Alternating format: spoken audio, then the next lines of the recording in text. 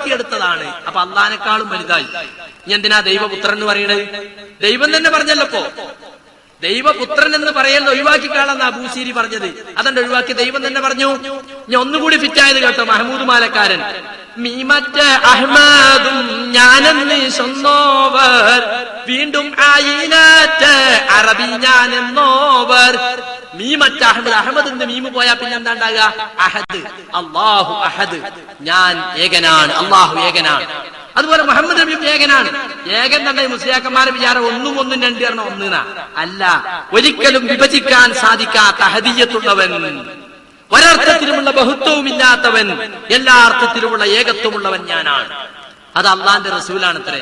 പിന്നെ അറബിന് അയിന് പോയാൽ എന്താ ഉണ്ടാകുക? റബ്ബ്, ഞാൻ റബ്ബാണ് എന്ന് നബി പറഞ്ഞു എന്നാണ്. സുഹൃത്തുക്കളെ, മഹമൂദ് മാലക്കാരൻ വെച്ച് കാച്ചിയതാണ്. അള്ളാന്റെ റസൂൽ അങ്ങനെ പറഞ്ഞിട്ടില്ല. ഒരു നബിയും പറയില്ല, ഒരൊറ്റ മുഅ്മിനും പറയില്ല ഞാൻ റബ്ബാണ്, ഞാൻ അഹദാണ്. അപ്പൊ അള്ളാഹുവിന്റെ സ്ഥാനത്തേക്ക് മുഹമ്മദ് നബി ഉയർത്തിക്കാണ്.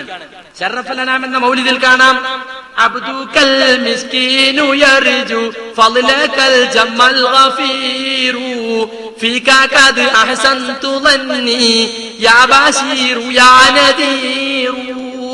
അപ്പൊ ഒന്നും തിരിയാത്ത കാക്കാമാരുണ്ടാവും. അപ്പുറത്ത് ജവാബിയല്ല. ചോറിട്ടുണ്ടെങ്കിൽ എന്തെങ്കിലും തലാട്ടി കൊടുക്കണ്ടേ? സല്ലല്ലാഹു അലാ മുഹമ്മദ്, അങ്ങനെ ജവാബിയല്ലോ. എന്താ പറയുന്നത്? ഈ ഖൗമിന് അറിയോ? അബ്ദുകൽ മിസ്കീനു യർജൂൻ, നബിയെ നിങ്ങളുടെ ഈ പാവപ്പെട്ട അടിമ. അപ്പൊ നബി ആരായി? അള്ളാഹുവിന്റെ സ്ഥാനത്ത് റബ്ബായി. റബ്ബായാലല്ലേ അബ്ദ് ഉണ്ടാവുള്ളൂ. നബി ജീവിച്ചിരിക്കുന്ന കാലത്ത് നബിക്ക് അടിമത്ത സമ്പ്രദായമുള്ള കാലത്ത് നബിക്ക് അടിമകൾ ഉണ്ടായിരുന്നു, അടിമവേല ചെയ്യുന്നവർ. ആ കാലത്തുള്ളവൻ പറഞ്ഞതല്ലത്. 1400 കൊല്ലം കഴിഞ്ഞിട്ട് ഏതോ ഖുറാഫി ഉണ്ടാക്കിയതായി ശറഫുൽ അനാം മൗലിദ്. അപ്പൊ ഇന്ന് മൗലിദ് ചെല്ലുന്ന നബിന്റെ അടിമയാ, വേലക്കാരനാ അല്ല. അപ്പൊ യഥാർത്ഥത്തിലുള്ള റബ്ബും അബ്ദും, എന്നെ കുറിച്ച് നിങ്ങൾ അബ്ദുള്ള അള്ളാന്റെ അടിമാനെ പറയാവൂ എന്ന് പറഞ്ഞിട്ട് ഇവരെന്താക്കിയത്? അള്ളാന്റെ അടിമ എന്ന് പറയുന്നതിന് പകരം എന്താക്കി? അള്ളാഹുവിനെ റബ്ബും നബിയെ റബ്ബും ഇവൻ അള്ളാന്റെ അടിമയായി, അല്ല റസൂലിന്റെ അടിമയുമായി. അബ്ദുകൽ മിസ്കീനു യർജു ഫളലകൽ ജമ്മൽ ഗഫീറു, അങ്ങയുടെ അങ്ങേയറ്റത്തെ കൃപയും കാരുണ്യവും ഞാൻ പ്രതീക്ഷിക്കുന്നു. ഫീക ഖദ് അഹ്സൻതു ളന്നി, നബിയെ നിങ്ങളെ കുറിച്ചുള്ള എന്റെ ധാരണ, എന്റെ വിശ്വാസം ഞാൻ നന്നാക്കിയിരിക്കുന്നു. ഇത് അള്ളഹാനോടല്ല. യാ ബശീർ യാ നദീർ. ബഷീർ നദീർ എന്ന് അള്ളാഹ്ക്ക് പേരുണ്ടോ? പ്രവാചകന്മാരെ പേരാ അതൊക്കെ. ഈ ലോകത്തിന് മുഴുവനും ബഷീറും നദീറുമായിട്ടല്ലാതെ, മുന്നറിയിപ്പ് നൽകുന്നവനും സന്തോഷം അറിയിക്കുന്നവനുമായിട്ടല്ലാതെ നബിയെ താങ്കൾ നിയോഗിച്ചിട്ടില്ല. സൂറത്ത് സബയിൽ അള്ളാഹു പറഞ്ഞതാണ്. അപ്പൊ ബഷീർ നദീർ എന്ന് പറയുന്നത് അള്ളാന്റെ പേരാ. ആ അള്ളാന്റെ റസൂലിന്റെ പേരാ. ആ റസൂലിനെ വിളിച്ചിട്ടാണ് പറയുന്നത്, നബിയെ നിങ്ങളെ കുറിച്ചുള്ള എന്റെ വിശ്വാസം ഞാൻ നന്നാക്കിയിരിക്കുന്നു, നിങ്ങളുടെ അടിമയായ ഞാൻ. എന്നിട്ട് എന്താ പറയുന്നത്?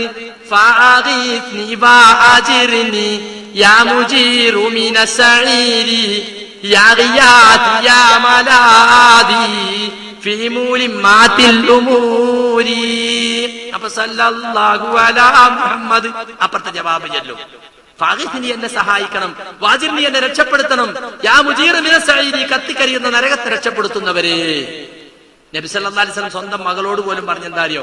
യാ ഫാത്തിമ അൻഖിദി നഫ്സകി മിനന്നാർ, കുഞ്ഞുമോളെ നിന്റെ ശരീരത്തെ നീ തന്നെ നരകത്തിൽ നിന്ന് രക്ഷപ്പെടുത്തണം എന്നാ പറഞ്ഞത്. എന്നിട്ട് നരകത്തെ രക്ഷപ്പെടുത്തുന്നവരെ എന്ന് വിളിച്ചു പറഞ്ഞിരിക്കുകയാണ്. നബി സല്ലല്ലാഹു അലൈഹി വസല്ലമയുടെ ശുപാർശ കൊണ്ട് ചില ആളുകൾ ഈ സമുദായത്തെ നരകത്തെ രക്ഷപ്പെടുന്നവരുണ്ട്. പക്ഷേ നബിക്ക് മുജീറു മിനസ് സഈർ എന്നൊരു പേര് സഹാബികൾ ആരും കൊടുത്തിട്ടില്ല, താബീകൾ കൊടുത്തിട്ടില്ല. എന്നിട്ട് മാത്രല്ല,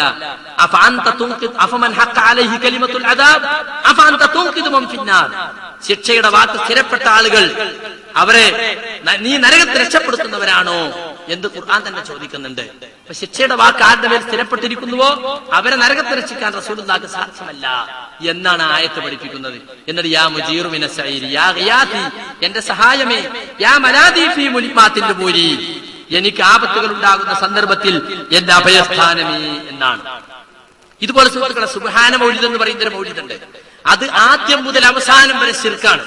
പാലക്കാട് ജില്ലയുടെ കിഴക്കൻ ഭാഗങ്ങളിലും തമിഴ്നാട്ടിലുമൊക്കെ ഏറ്റവും കൂടുതൽ ആളുകൾ ബഹുമാനത്തോടെ ചെല്ലുന്ന സുബ്ഹാന മൗലിദ്. അതിലെന്താ പറഞ്ഞത്? അന്ത ഗഫാറുൽ ഖതായാ വദുനൂബിൽ മുബിഖാതി അന്ത സത്താറുൽ മസാവി വമുഖീലുൽ ആതറാത്തി അന്ത ഗഫാറുൽ ഖതായാ. നബിയേ, നിങ്ങളാണ് പാപങ്ങൾ അതിയായി പൊറുക്കുന്നവൻ.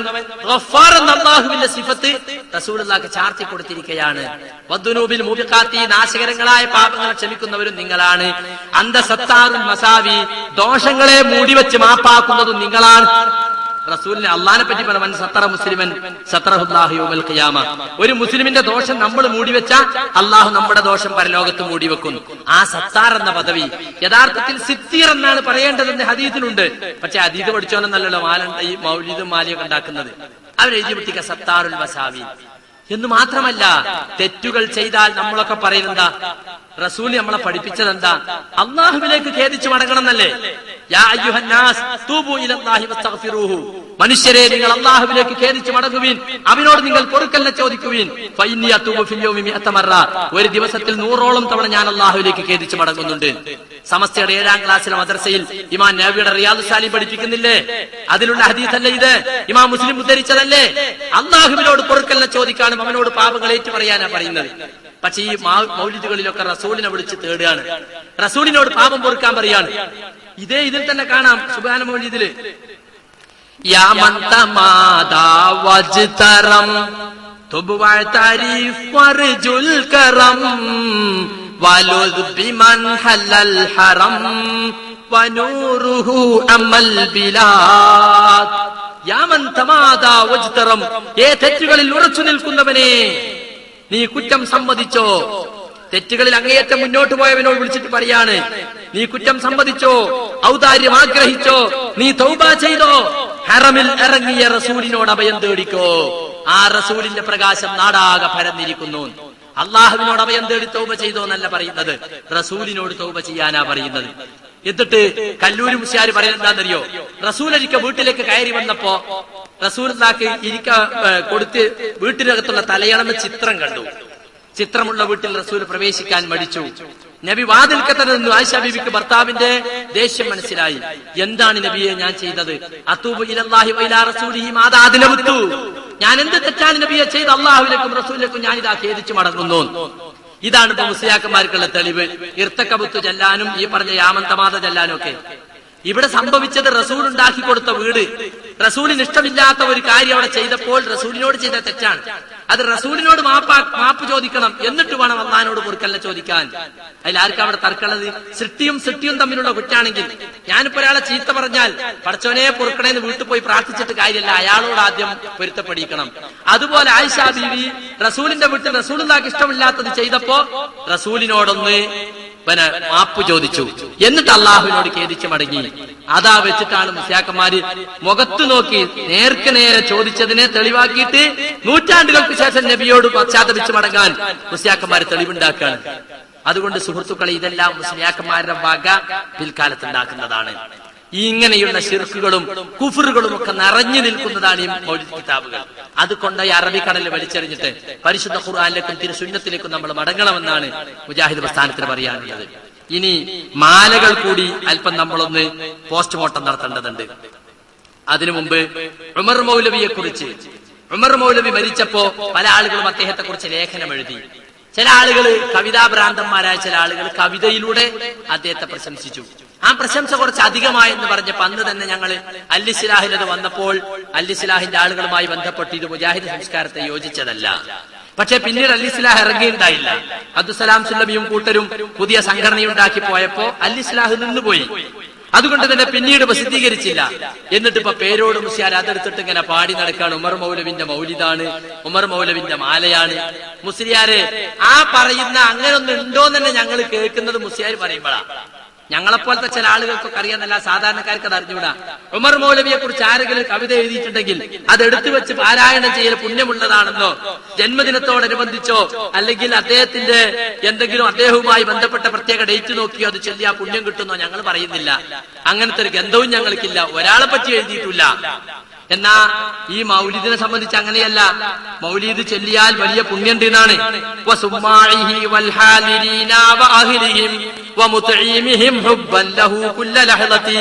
ഇത് കേൾക്കാൻ വരുന്ന ആളുകൾക്കും അതിന്റെ വീട്ടുകാർക്കും അതിനെ പിരിശം വെച്ച് ഭക്ഷണം ഉണ്ടാക്കിയവർക്കും ഒക്കെ പരലോകത്ത് പുണ്യം കിട്ടുന്ന അങ്ങനത്തെ ഒരു ബെയ്ത്ത് ഞങ്ങൾക്ക് എവിടെയില്ല. ഉമർ മൗലവിനെ കുറിച്ചുള്ള ആരെ കുറിച്ചുള്ള ഇപ്പൊ ഈക്ക അബൂബക്കർ ഹുസൈൻ മരിച്ചപ്പോ, അതുപോലെ തന്നെ കണ്ണിയത്ത് മരിച്ചപ്പോ ഞങ്ങൾ അദ്ദേഹത്തെ കുറിച്ച് കവിത എഴുതിയില്ല പല പ്രസിദ്ധീകരണങ്ങളിലും.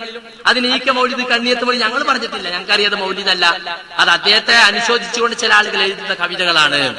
മൗലിദ് എന്ന് പറയുന്നത് ജന്മദിനത്തോടനുബന്ധിച്ച് ചൊല്ലാൻ വേണ്ടി പ്രത്യേകം പുണ്യം കിട്ടുന്ന ബെയ്ത്തുകൾ എന്ന നിലക്ക് ചൊല്ലുന്നതാണ്.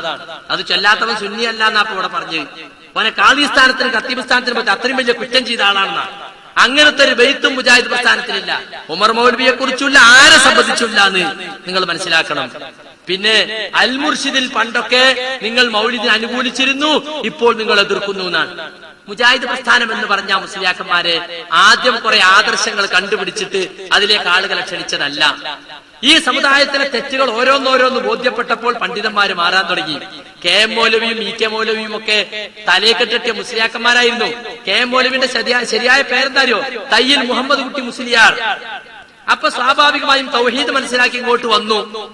അങ്ങനെ കുറെ കാര്യങ്ങൾ തെളിവ് കിട്ടുന്നതനുസരിച്ച് തിരുത്തിക്കൊണ്ടേയിരുന്നു. അപ്പൊ അന്നൊക്കെ ഈ അർത്ഥമറിയാത്ത മൗലിദ് ഇങ്ങനെ വീടുകളിൽ വെച്ച് 1 മുതൽ 12 വരെ വരി മൗലിദ് കഴിക്കലാണ്. ഇന്നിന്റോടെ നാളങ്ങളോടെ നട്ട് ഇങ്ങനെ വെപ്പും തീനും വെച്ച് നടക്കലാണ്. അപ്പൊ അതിൽ നിന്ന് ജനങ്ങളെ ഒന്ന് രക്ഷപ്പെടുത്താൻ ഒറ്റയടിക്കത് തെറ്റാണെന്ന് പറഞ്ഞാൽ ജനങ്ങൾ ആ കാലത്ത് സ്വീകരിക്കൂല. അത്രയും ഖുറാഫാത്തിൽ അരക്കെട്ടുറപ്പിക്കപ്പെട്ട കാലാണ്. അതുകൊണ്ട് എന്ത് പറഞ്ഞ നമുക്കതൊരു മാറ്റം വരുത്തുക. ഈ വീടുകളിൽ വെച്ച് അർത്ഥമറിയാതെ ചൊല്ലുന്നത് നമ്മൾ അവസാനിപ്പിക്കുക. എന്നിട്ട് നബി ജനിച്ച ദിവസത്തിൽ നബിയെ കുറിച്ച് നമ്മൾ പ്രസംഗിക്കുക, നബിന്റെ ചര്യകളെ കുറിച്ച്, നബി ചര്യയിലില്ലാത്ത ബിദഅത്തുകളെ വിമർശിക്കുക, നബിയുടെ സ്വഭാവങ്ങള്, നബി ഭാര്യയോട് എങ്ങനെ പെരുമാറി, നബിയുടെ യുദ്ധങ്ങള്, ഇങ്ങനെ നബിചര്യയെ കുറിച്ച് പ്രസംഗിക്കാൻ വേണ്ടി ഒരു സദസ്സുണ്ടാക്കുക എന്ന് പറഞ്ഞാൽ മൗലിദിന്റെ അർത്ഥമറിയാത്ത മൗലിദ് പാരായണം സെബീനമെന്ന ആളുകൾ രക്ഷപ്പെടുമല്ലോ എന്ന് വിചാരിച്ചിട്ട് ആ മൗലിദ് യോഗത്തിൽ വന്നിരിക്കുന്നതിനെ പ്രശംസിച്ചുകൊണ്ട് ചില പുസ്തകങ്ങളിലൊക്കെ അന്ന് അവർ എഴുതിയിട്ടുണ്ട്. അതേസമയത്ത് ഇന്ന് നടക്കുന്ന തരത്തിലുള്ള മൗലിദിനെ അതേ ലേഖനങ്ങളിൽ വിമർശിച്ചിട്ടുമുണ്ട്. മുസ്ലിയാക്കന്മാർ അത് മാത്രം നടത്തിയെടുത്ത് കണ്ടോ, പറയുന്നതൊന്നും ഞങ്ങൾ കെ എം മൗലവിന്റെ ദീനിക്കാർ ക്ഷണിക്കണ്. കെ എം മൗലവി തെറ്റുപറ്റാത്ത മഴസുമാണോ? കെ എം മൗലവിക്ക് പല തെറ്റുകളും പറ്റിയിട്ടുണ്ട്. അദ്ദേഹത്തിന്റെ കാലഘട്ടത്തിൽ ഇ കെ മൗലവിയും ടി കെ മൗലവി എഴുതിയ അമലിയാത്ത് എന്ന ഫിഖിന്റെ കിതാബില് സുബൈന്റെ കുനൂത്തുണ്ട്. തറാവി 20 റക്അത്താ, പെണ്ണുങ്ങളെ തൊട്ട ഒന്നുകൂടി. കാരണം എന്താ? അന്ന് അവർ അമലിയാത്ത് എഴുതിയത് ഷാഫി മദ്ഹബിനനുസരിച്ചാണ്. ഇവരൊക്കെ ഷാഫി മദ്ഹബ് അനുസരിച്ച് പഠിച്ച മുസ്ലിയാക്കന്മാരായിരുന്നു. പിന്നെയാണ് ഷാഫി മദ്ഹബിൽ പലതും ഹദീസിനെതിരാണെന്ന് ബോധ്യപ്പെട്ടത്. അപ്പോഴാണ് അവർ തിരുത്താൻ തുടങ്ങിയത്. അതുപോലെ ഒരു തെറ്റ് അവർക്ക് സംഭവിച്ചിട്ടുണ്ട്. അത് തെറ്റാണെന്ന് ഞങ്ങൾ തുറന്നു പറയുന്നു. ആ തെറ്റിലേക്ക് ഞങ്ങൾ മുജാഹിദ് പ്രസ്ഥാനം ജനങ്ങളെ ക്ഷണിക്കുന്നില്ല. കെ എം മൗലവിയുടെ ദീനിലേക്കല്ല, അൽ മുർഷിദിലേക്കല്ല, അൽ ഇർഷാദിലേക്കല്ല, അൽ മനാറിലേക്കല്ല ഞങ്ങൾ ക്ഷണിക്കുന്നത്. ഞങ്ങൾ ക്ഷണിക്കുന്നത് പരിശുദ്ധ ഖുർആനിലേക്കും തിരുനബിയുടെ സുന്നത്തിലേക്കുമാണ്. അതുകൊണ്ട് അത് പറഞ്ഞിട്ട് മുസ്ലിയാക്കന്മാര് വെറുതെ സമയം കളയാൻ നിൽക്കേണ്ടതില്ല. ഞങ്ങളെ സംബന്ധിച്ചിടത്തോളം അതിന് മറുപടി പറയാന്നുള്ളത് യാതൊരു പ്രയാസമുള്ള കാര്യമല്ല. പിന്നെ ഹസ്സാൻ റളിയല്ലാഹു അൻഹു നബിയെ പ്രശംസിച്ചില്ലേന്നാ. ഹസ്സാൻ ഇബ്നു സാബിത്ത് എന്നൊരു കവി ഉണ്ടായിരുന്നു നബിയുടെ കാലത്ത്. ഖുറൈശി കവികൾ അറബി കവിതയിലൂടെ നബിയെ ചീത്ത പറഞ്ഞപ്പോ നബിയെ പ്രശംസിച്ചുകൊണ്ട് അദ്ദേഹം കവിത രചിച്ചു. അതിന് നബി അനുവാദം കൊടുത്തു. ശത്രുവിനെ വിമർശിക്കുമ്പോൾ മിത്രത്തെ പുകഴ്ത്തേണ്ടി വരും. പക്ഷേ ജന്മദിനമോ ചരമദിനമോ നോക്കി ഹസ്സാൻ ഇബ്നു സാബിത്ത് കവിത ചൊല്ലിയിട്ടില്ല. ഞങ്ങൾ കൊണ്ടുവരും ഹസ്സാൻ ഇബ്നു സാബിത്തിന്റെ മൗലിദ്. അദ്ദേഹം ജന്മദിനത്തോടനുബന്ധിച്ച് നബിയുടെ മൗലിദ് ചൊല്ലിയ ഒരൊറ്റ തെളിവുണ്ടോ? ഇപ്പൊ നബിയെ കുറിച്ച് കവിത ഉണ്ടാക്കാൻ പാടില്ല എന്ന് ഞങ്ങൾക്ക് അഭിപ്രായമല്ല. ഞങ്ങളും നബിയെ കുറിച്ച് കവിത ഉണ്ടാക്കാറുണ്ട്. നബി സല്ലല്ലാഹു അലൈഹി വസല്ലമയെ കുറിച്ച് പല മാപ്പിളപ്പാട്ടുകൾ തന്നെ രചിച്ചിട്ടുണ്ട്, ഞങ്ങളാളുകൾ രചിച്ചിട്ടുണ്ട്. അതൊന്നും തെറ്റല്ല.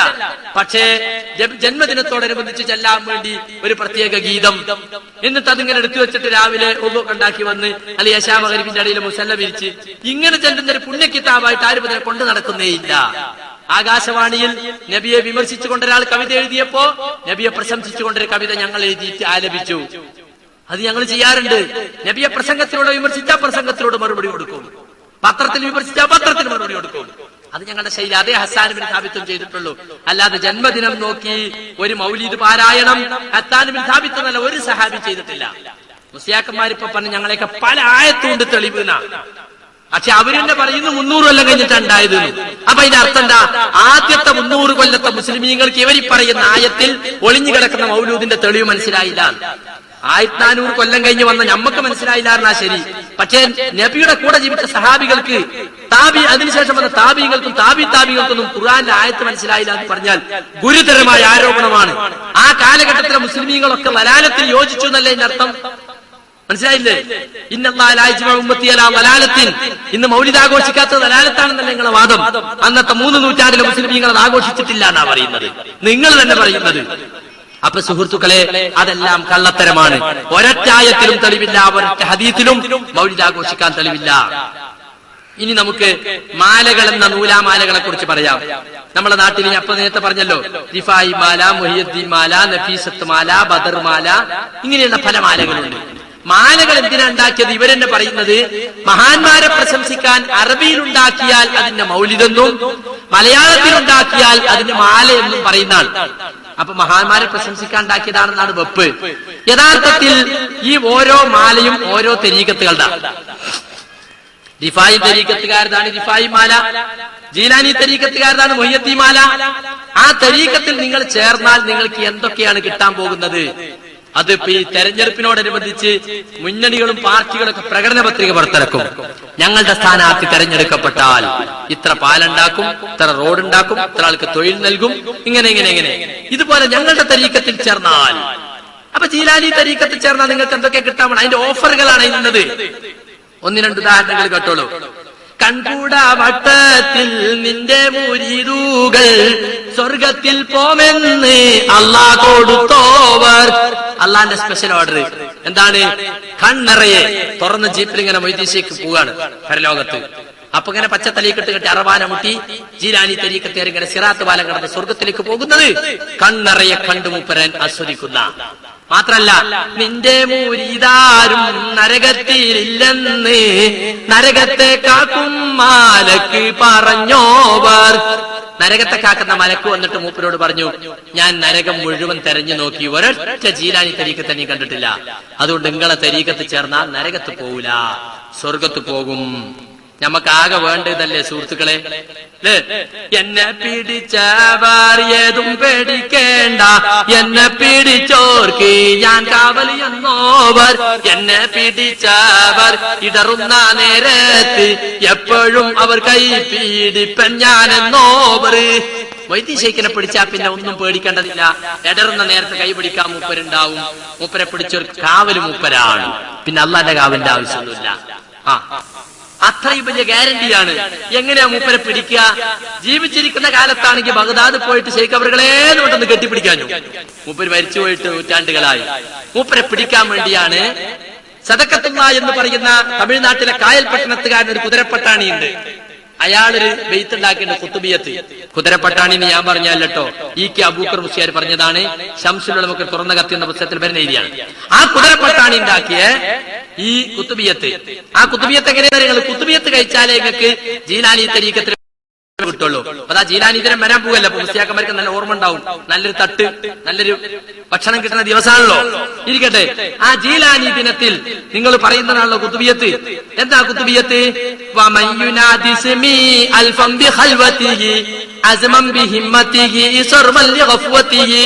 അജബ്തുഹു മുസ്രിഅൻ മിൻ അജ്ലി ദഅവതിഹി ഫൽയദ്ഉ യാ അബ്ദൽ ഖാദിർ മുഹിയദ്ദീനി. ആരെങ്കിലും ഒറ്റക്കിരുന്നു കൊണ്ട് ഒഴിഞ്ഞിരുന്നു കൊണ്ട് 1000 പ്രാവശ്യം എന്റെ പേര് വിളിച്ചാൽ, ഉറക്കമൊഴിച്ചുകൊണ്ടും അവന്റെ ഉദ്ദേശങ്ങൾ മനസ്സിൽ ഉറപ്പിച്ചുകൊണ്ടും വിളിച്ചാൽ ഞാൻ അവന് പെട്ടെന്ന് ഉത്തരം ചെയ്യുന്നതാണ്. അതുകൊണ്ട് യാ അബ്ദുൽ ഖാദിർ മുഹിയദ്ദീൻ എന്നവൻ വിളിക്കട്ടെ. അപ്പൊ പാതിരാക്ക് ഉറക്കമൊഴിച്ചിരുന്ന് 1000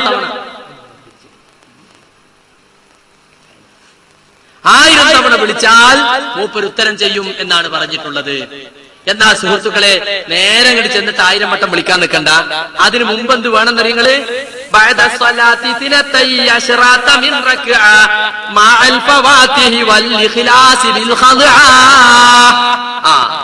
ആദ്യം 12 റക്അത്ത് നിസ്കരിക്കണം.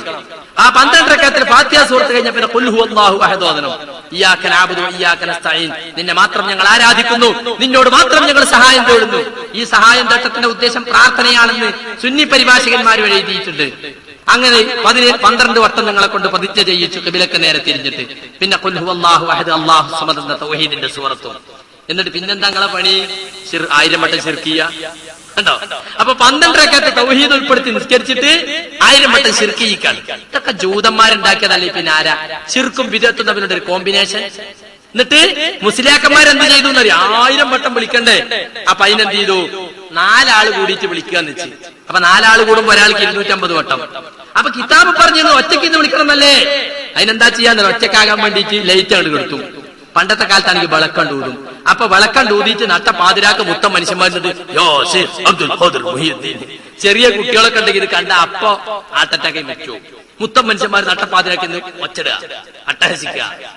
എന്നിട്ട് അവിടെ അരിപ്പൊടി വതറും. അരിപ്പൊടി വതറിന് എന്താ വെച്ചാല് ശൈഖ് അവറുകൾ ഹാളിറാകുന്നതാണ് ഈ ഖൗമിന്റെ വിശ്വാസം.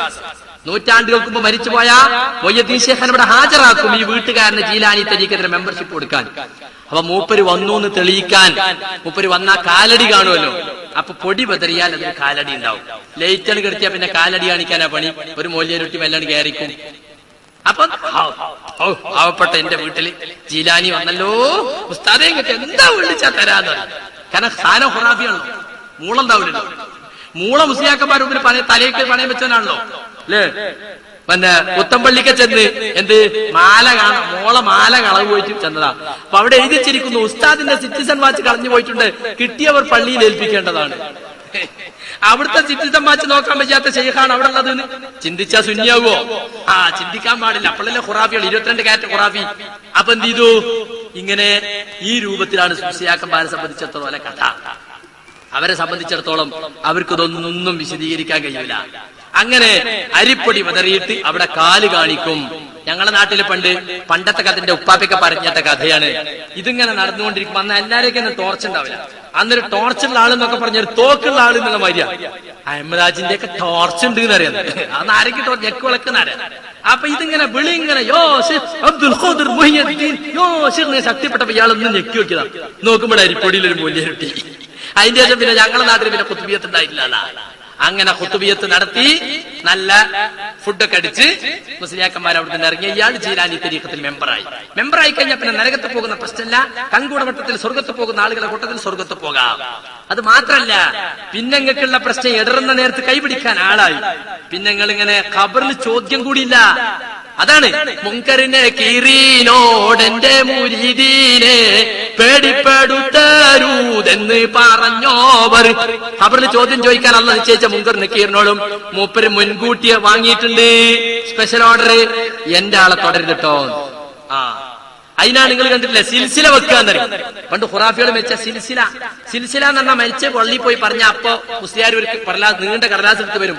ആരാ മരിച്ചവന്റെ പേരെന്താ? അഹമ്മദ്. അവന്റെ വാപ്പാന്റെ പേര് കുഞ്ഞീൻ. അഹമ്മദ് ബിൻ കുഞ്ഞീൻ. അവന്റെ ഉസ്താദ് ഏന്തി മുസ്ലിയാർ ഉസ്താദ് കുഞ്ഞായ മുസ്ലിയാർ ബുഖാരി തങ്ങള് ആറ്റക്കോയ. അങ്ങനെ തങ്ങന്മാരെ സിൽസില പരമ്പര എഴുതിയിട്ട് ശൈഖ് ജീലാനി വരെയുള്ള പരമ്പര ഇങ്ങോട്ട് എഴുതിയിട്ട് ഹോമിയോപ്പതിക്കാരൻ ഗുളികപ്പൊതി മടക്കുമ്പോൾ ചെറുതായി മടക്കിയിട്ട് ഒരു കുപ്പിന്റെ ഉള്ളിലിടും. എന്നിട്ട് കുപ്പി ശരിക്കും അടക്കും. കാരണം എന്താ, ഈ കടലാസ് ചെതലൊടിച്ചു വെക്കാൻ വേണ്ടിട്ടാണ്. കുപ്പി ചെതലൊടിച്ചില്ല എന്ന് ഖുറാഫിക്ക് ബുദ്ധിയുണ്ട്. അപ്പൊ അത് അതിന്റെ ഉള്ളിൽ ഇട്ടിട്ട് അവിടെ തലക്കും പുറത്ത് വെക്കും. അപ്പൊ മുങ്കറും നക്കീറും വന്നിട്ട് ആദ്യം ഈ കുപ്പിനെടുത്തിട്ട് അതിന്റെ മൂടിയൊക്കെ അയച്ചിട്ട് ഇങ്ങനെ കൊട്ടി കടലാസ് എടുത്തു. കുഞ്ഞീൻ. നല്ല പരമ്പര, മുന്തിയ പരമ്പര. ജീലാന്റെ ആളല്ലേ? അന്ന് അസ്സലാമു അലൈക്കും ഞങ്ങൾ വരട്ടെ. ഒരു ചോദ്യമല്ല. അങ്ങനെ പോകുന്നു. അതിനൊരു കഥ ഉണ്ട്. എന്താ കഥ എന്നറിയങ്ങള്? അതാണ് പൊന്നാനിക്കാരൻ ഓടമ്പിയകം മുഖ്രിയാരകത്ത് ഹാജി മുഹമ്മദ് മുസ്ലിയാർ എന്ന് പറയുന്ന ഒരാള് അൽ ജൗഹറത്തുൽ ഖുത്ബിയ്യ ഫി മനാഖിബ് ഖുത്ബിൽ അലിയ എന്ന് പറഞ്ഞിട്ട് ഖുത്ബിയ്യത്ത് തർജ്ജമ ചെയ്തിട്ടുണ്ട്. അതിലൊരു കഥ പറയുന്നത്. എന്താ കഥ എന്നറിയോ? ഒരു ജീലാനി തരീഖത്തേരം മരിച്ചിട്ട് ഖബറിൽ ചോദ്യം ചെയ്യാൻ വേണ്ടിയിട്ട് ആര് വന്ന്? മുങ്കറും നക്കീറും വന്ന്. ഒരാളെ പതിവനുസരിച്ച് വന്നതാണ്. അപ്പൊ ഈ ചെങ്ങായിക്ക് ചോദ്യത്തിന് ഉത്തരം പറയാൻ കഴിയുന്നില്ല. ഉത്തരം പറയാൻ കഴിയാത്തവരെ ദണ്ടുകൊണ്ട് അടിക്കുമെന്ന് ഹദീസിലുണ്ട്. എങ്ങനെയാണ് നമുക്ക് അറിഞ്ഞൂടാ, ബർസഖി ലോകത്ത് നടക്കുന്ന കാര്യമാണ്, അല്ലാഹു അലം. എന്തായാലും അടിക്കാൻ വേണ്ടി വടി ഇങ്ങോട്ട് ഓങ്ങിയതാണ്. ഓങ്ങിയതോടുകൂടെ ഇയാളെ ഒറ്റ വിളി, യാ ശൈഖ് അബ്ദുൽ ഖാദിർ ജീലാനി. നോക്കുമ്പോ വടി കാണുന്നില്ല. വടിയാൾ കൊണ്ടുപോയി. എന്ത് ചെയ്യും? അങ്ങനെ ഇയാൾ ജീലാനി അബ്ദുൽ ഖാദിർ ജീലാനിനെ അംഗീകരിച്ചു പോയി. എവിടെ തെരഞ്ഞിട്ട് കാണില്ല. അവസാനുണ്ട് അള്ളാഹുവിന്റെ സിംഹാസനത്തിന്റെ ചോട്ടിൽ വടിയും തലക്കച്ച് ഇങ്ങനെ കിടക്കണ്. അല്ലറ ചില്ലറ സ്ഥലത്തൊന്നും മൂപ്പര് കിടക്കൂല. അർശ്, കുർസി, ലൗഹുൽ മഹ്ഫൂസ് ആജാതി സ്ഥലത്താ. അങ്ങനെ പേര് ചെന്നിട്ട് പ്ലീസ് ആ വടിയൊന്ന് തരണം. തരൂല. പ്ലീസ്. നിങ്ങൾ സാധാരണ ദണ്ടല്ല, അള്ളാഹു ഈ ആളുകളെ ശിക്ഷിക്കാൻ വേണ്ടി, ഖബർ ശിക്ഷിക്കാൻ വേണ്ടി സ്പെഷ്യൽ ദണ്ടുണ്ട്. പ്ലീസ് ഒന്ന് തരൂല്ല. ഇയാൾ വളരെ ശക്തിയായിട്ട് അവസാനം മുൻകറിനെ കാരണം അള്ളാഹിന്റെ അടുത്ത് എന്നിട്ടും കാര്യമല്ല. അള്ളാഹിനേക്കാൾ മേലെ ഇയാള്, ഞാൻ വരാൻ പോകുന്നുണ്ട്, അള്ളാഹിനെ വരെ തോൽപ്പിച്ച ആളാ. അപ്പൊ അവസാനം എന്താ നിങ്ങളെ ഡിമാൻഡ് പറയുന്നത്? ഒന്നുമില്ല, എന്റെ മുരീദന്മാരെ ചോദ്യം ചെയ്യാൻ പാടില്ല. എന്താ ഈ പറഞ്ഞ എല്ലാരും ചോദ്യം ചെയ്യാൻ അള്ള ഏൽപ്പിച്ചിട്ട് ഇയാൾക്ക് സ്പെഷ്യൽ ഓർഡർ അങ്ങോട്ട്. പക്ഷെ ദണ്ട് കിട്ടാണ്ട് വയ്യല്ലോ. എന്നാ ശരി, അങ്ങനെ ആരോടും പറയത്തില്ല നിങ്ങള് എന്ന് പറഞ്ഞിട്ട് ആ വടി വല്ല വാങ്ങി പോന്നു എന്നാ കഥ. അതുകൊണ്ടാണ് ഇപ്പോ മുങ്കറിനെ കീറിനോടെന്റെ മുരീദീനെ പേടിപ്പെടുത്തരൂതെന്ന് പറഞ്ഞോവർ. ഇങ്ങനെയാണ് ഇത്. സുഹൃത്തുക്കളെ, ജീലാനി തരീക്കത്തേരുണ്ടാക്കിയപ്പോ ജീലാനിയിൽ ആളിങ്ങനെ കൂടാൻ തുടങ്ങി. അപ്പൊ മൂപ്പര അമ്മാമന റിഫായി ഷെയ്ഖ്. അപ്പൊ റിഫായി ഷെയ്ഖിന്റെ ആളുകൾ പഠിച്ചോനെ ആള് പോയിപ്പോ ജീലാനി തരീക്കത്തിലായി പോകുമല്ലോ എന്ന് വിചാരിച്ചിട്ട് അവര് വേറെ കഥ ഉണ്ടാക്കി. എന്താ കഥ വെച്ചാല്, നിങ്ങളെ തരീക്കത്തിൽ വന്നാൽ ഇങ്ങനെ കുത്തുബിയത്ത് കഴിച്ച്, കോയിനർത്ത്, ഫുഡ് കൊടുത്ത്, അരിപ്പൊടി വതറി, 1000 വട്ടം വിളിച്ച്. ഞങ്ങളെ തരീക്കത്തിൽ അങ്ങനത്തെ പ്രശ്നമേ ഇല്ല. ജീലാനി തരീക്കത്തിലുള്ള ഒരു ഗൃഹനാഥനാണെങ്കിൽ ആ കുടുംബത്തിൽ ജനിക്കുമ്പോ തന്നെ സ്വർഗം ഓഫറാണ്. അതിനെന്താ, റിഫായി ഷെയ്ഖ് ഉമ്മാന്റെ പള്ളിയിൽ നിന്ന് പുറത്തു വരുമ്പോ തന്നെ സത്യാഗ്രഹം നടത്തിയിട്ട് 4 സ്വർഗം വാങ്ങിയിട്ടാ പോകുന്നത്. എല്ലാ ഷെയ്ഖന്മാരും ഭയത്തുനിന്ന് ഞാൻ സംസാരിക്കും. അപ്പൊ ഒരു ദിവസം റിഫായി തങ്ങള് ഉമ്മാനോട്, അഹമ്മദുൽ കബീർ റിഫായി ആണ്, അങ്ങനെ ഒക്കെ കേട്ടുമ്മ പേരൊക്കെ മൂപ്പരനെ പറയാ. അങ്ങനെ മാസം തേഞ്ഞു നോക്കുമ്പോ ഗർഭം പ്രസവിക്കുന്നില്ല. ഇയാൾ പുറത്തിറങ്ങൂല. അപ്പൊ നിങ്ങൾ വിചാരിക്കും റിഫായി ഷെയ്ഖിന്റെ അമ്മ വെച്ചില്ലെങ്കിൽ അള്ളാഹ് എന്താ ചെയ്തത്? അള്ള കുടുങ്ങിയിൽ ആകെ സൂഫി ഷെയ്ഖന്മാരിൽ അള്ളാഹ് ഇങ്ങനെ കൊണ്ടുകിടക്കല്ലേ. ഓല പാർലമെന്റ് കൂടിയിട്ട് പറയലാണ് അള്ളഹാനോട് അത് ചെയ്യണമെന്നൊക്കെ. അങ്ങനെയാണ് സൂഫികളെ വിശ്വാസം, കള്ളന്മാരെ കുഫറിന്റെ വിശ്വാസം. ഇരിക്കട്ടെ, അങ്ങനെ റിഫായി ഷെയ്ഖ് പുറത്തിറങ്ങുന്നില്ല. അവസാനം അള്ള ചോദിച്ചു, റിഫായി ഒന്ന് ഇറങ്ങ, എന്താ എന്റെ ഡിമാൻഡ്? എനിക്കും എന്റെ ബയ്യാൽ തുറന്നോൽക്കും 4 സ്വർഗം തന്നല്ല ഞാൻ ഇറങ്ങൂല. കണ്ട റിഫായിമാരെ അത് കേട്ടോളി. അടിമാതുനിയാവിൽ ഇറങ്ങുവാനായിട്ട് അള്ളാന്റെ ഏകൽ കേട്ടോരെ മോശിന്തോവർ. സ്വർഗം എനിക്കും എൻ ബയ്യാൽ തുടർന്നോൽക്കും സ്വത്താക്കി തന്നാൽ ഇറങ്ങാം ഞാൻ എന്നോവർ. അവർക്കന്ന് 4 സുവർഗം കൊടുത്താരേ ഉടനെ ദുനിയാവിൽ പിറന്ന് വളർന്നോവർ. അവസാനം അള്ളാഹു ഗത്യന്തരല്ലാതെ എന്നാ 4 സ്വർഗേക്ക് 4 സ്വർഗം തരാം, ഒന്നും കിട്ട ഇറങ്ങി റിഫായി എന്ന് പറഞ്ഞിട്ട് 4 സ്വർഗം മേടിച്ചെടുത്തു. അപ്പൊ റിഫായി തരീക്കത്തിലേക്ക് എന്തായി? ജനിക്കുമ്പോ തന്നെ സ്വർഗം. കുത്തുബിയത്തും വേണ്ട, 1000 വട്ടം വിളിക്കും വേണ്ട, പൊടിവതറും വേണ്ട, ഒന്നും വേണ്ട. പക്ഷേ മാല കുറച്ചും കൂടി ഇങ്ങോട്ട് ചെല്ലു നോക്കിയാല് മൂപ്പരി സ്വർഗം കരിഞ്ചന്തൊക്കെ വിറ്റ കഥയാണ് പിന്നെ നമുക്ക് കാണാൻ സാധിക്കുന്നത്. അതായത് അവിടെ ഇസ്മായിലൊക്കെ അറിഞ്ഞ ഒരാളുണ്ടായിരുന്നു, അയാൾക്ക് നല്ലൊരു എസ്റ്റേറ്റ് ഉണ്ട്. അപ്പൊ റിഫായി തങ്ങൾക്ക് കണ്ടപ്പോ എസ്റ്റേറ്റ് നമുക്ക് വലിയ കമ്പം. ഇസ്മായിലൊക്കെ നിങ്ങളെ എസ്റ്റേറ്റ് കൊടുക്കണം. തങ്ങളിപ്പോ നിങ്ങൾ എന്നോട് ചോദിക്കാൻ, ഞാൻ കൊടുക്കില്ല, എനിക്ക് അത്ര ഇഷ്ടപ്പെട്ട എസ്റ്റേറ്റാണ്. ഹൈ, നിങ്ങൾ അങ്ങനെ പറയല്ലേ. അങ്ങനെ പല വിലയും പറഞ്ഞു നോക്കി, ഒന്നിനും വഴങ്ങുന്നില്ല.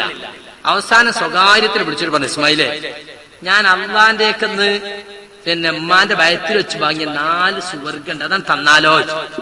അതിന് ഇസ്മായിൽ വീണുപോയി, ഖുറാബിയല്ലേ വീണുപോയി. എന്നാ തിരക്കളില്ല. അങ്ങനെ ഇസ്മായിലാക്കാക്ക് മൂപ്പര് ഇത് വിറ്റു. വെറുതെ പറയല്ല, കേട്ടോളി. ഇസ്മായിൽ അന്നോരിൽ ചോദിച്ചൊരു തോപ്പ് ആയ വിലക്ക് താരുമൊന്ന് കേട്ടോവർ. ദുനിയാവിലുള്ള മൂതലന്നിൽ വേണ്ടാന്ന് ദുഷ്കരമായി 4 സുവർഗം കൊടുത്തോവർ.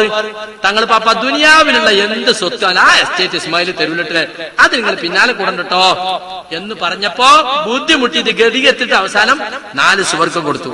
ഏതൊക്കെയാ സ്വർഗം? മഅവാദിനും ഫിർദൗസ് ഖുൽദിനും മറുഖത്താവർക്കന്ന് ഖുദ്റത്താൽ വന്നോവർ.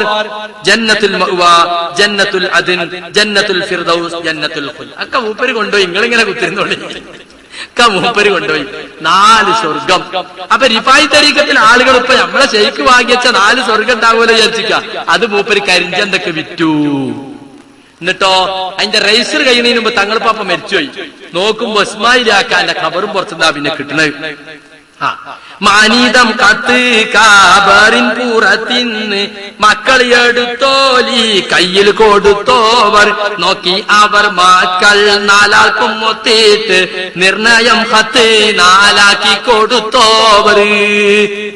വാങ്ങി നോക്കുമ്പോ ആധാരത്തിൽ എന്താ അറിയോ? 4 സ്വർഗവും മൂപ്പര് 4 മക്കളെ പേരിലാക്കിയിട്ട് റൈസ് ആക്കിയിട്ടാ മരിച്ചു. നിങ്ങൾക്ക് എവിടുന്ന് കിട്ടും? അള്ളാന്റെ സ്വർഗത്തിന്റെ ഒരു വില നിങ്ങൾ ആലോചിച്ച് നോക്കണം. ആകാശഭൂമികൾക്കടക്കം വിശാലമായ സ്വർഗം, കണ്ണുകൾ കണ്ടിട്ടില്ലാത്ത, കാതുകൾ കേട്ടിട്ടില്ലാത്ത, ഹൃദയങ്ങൾക്ക് നിരൂപിക്കാൻ പോലും സാധിക്കാത്ത സ്വർഗീയ സുഖ സൗകര്യങ്ങളുടെ സ്വർഗം വയറ്റിൽ വെച്ച് സത്യഗ്രഹം ചെയ്ത് വാങ്ങി കരിഞ്ചന്തക്ക് കച്ചവടാക്കി. ഇതൊക്കെ വിശ്വസിച്ചാലേ നമ്മൾ ശൂന്യാവുള്ളൂ. അതാണ് ഖുറാഫി, നമ്പർ 1 ഖുറാഫി. മനസ്സിലായില്ലേ? അപ്പൊ സുഹൃത്തുക്കളെ, ഇതൊക്കെ വിശ്വസിക്കണം. ഇതൊക്കെ സത്യസമ്പൂർണ്ണാണ്. മാലകൾ സത്യസമ്പൂർണ്ണമല്ലെങ്കിൽ ഖുർആനും സത്യസമ്പൂർണ്ണമല്ല. മാത്രല്ല മുഹിയുദ്ദീൻ മാലിനെ കുറിച്ച് പറഞ്ഞ കാര്യങ്ങള്, മുഹിയുദ്ദീൻ മാല തെറ്റാണെന്ന് പറഞ്ഞ സഡൻ ആക്ഷനാ, അപ്പൊ തന്നെ കൊല്ലുന്നാണ്. ഞാനൊക്കെ ഇന്ന് തട്ടിപ്പോണ്ട അറിയും. ഞാൻ എത്ര കൊല്ലായത് പറയൽ തുടങ്ങിയിട്ട് എന്താ പറഞ്ഞറിയോ? എന്റെ വചനത്തെ പൊയ്യെന്ന് ചൊല്ലുകിൽ അപ്പോഴേ കൊല്ലുന്ന നഞ്ഞ് ഞാൻ എന്നോവർ. പിന്നെ കേൾക്കു വെക്കൂല, അപ്പൊ തന്നെ കൊല്ലും. അങ്ങനത്തെ വേഷാണെന്നാണ്. അവരുടെ ദീനേയും ശേഷം ദുനിയാവേയും ആഖിറം തന്നെയും പോക്കും അതെന്നോവർ. ദീനും ദുനിയാവ് ആഖിറത്തെ പോക്കിക്കളയും. മാത്രല്ല ചെല്ലിയാലെ കൂലി എന്താന്ന് നിങ്ങള് ഒരു ഹർഫും വിടാതെ ചെല്ലിയ നാളെ പരലോകത്ത് നിങ്ങൾക്ക് സ്വർഗം കിട്ടുന്ന പറഞ്ഞു. ഒരു ഹർഫും വിടാതെ നിങ്ങൾ ചൊല്ലിയാല് നിങ്ങൾക്ക് സ്വർഗത്തിൽ പാലസ്, നല്ല പിന്നെ കൊട്ടാരം, 1 ഇഞ്ച് സ്ഥലം കിട്ടിയെങ്കിൽ വിചാരിച്ചിട്ടാ നമ്മളൊക്കെ ഇവിടെ നിൽക്കുന്നതില്ലേ. മൊഴിയൊന്നും കളയാതെ പിണയാതെ സ്വന്നോർക്ക് മണിമാടം സ്വർഗത്തിൽ ന്യായം കൊടുക്കുമേ. മാത്രല്ല പുതിയ മുഹിയുദ്ദീൻ മാല എന്നറിഞ്ഞിട്ട് മലയാള കൊല്ലം 1078 ഉണ്ടാക്കിയ ഇതുണ്ട്. അള്ളാഹുവിനെ സംബന്ധിച്ചുള്ള വിശ്വാസം നമുക്കെന്താണ്? അള്ളാഹു അസീസാണ്, ജബ്ബാറാണ്.